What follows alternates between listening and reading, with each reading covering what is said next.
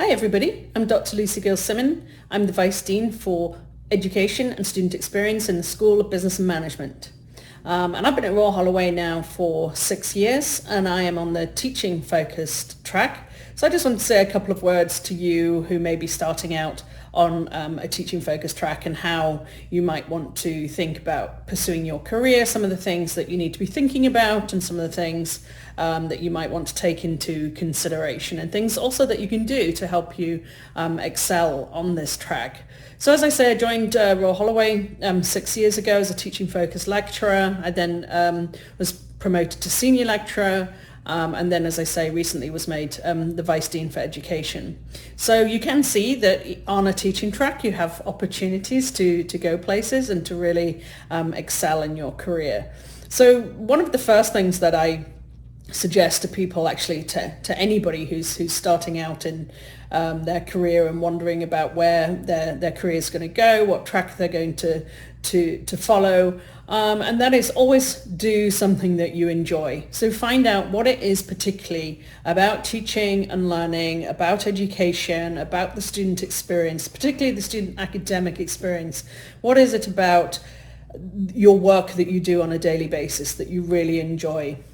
And if you can sort of dissect what that might be and think about what that might look like, and think a particular area that you want to focus on, something that really excites you and interests you, then you may want to pull on that area to explore further. So taking something that is interesting to you, conducting research, say talking to students or co-creating teaching and learning materials with students, or analysing the student academic experience when they come to the university. Also thinking just about some of the things that you do in the classroom. What is it that what kind of innovations do you bring to the classroom? And then take all of those things that you do and see if you can find a way to disseminate that information. So if you discover something that's interesting, something that particularly that you've done and you want to let others know, whether it's across the university or whether it's across the sector or whether it's across the country.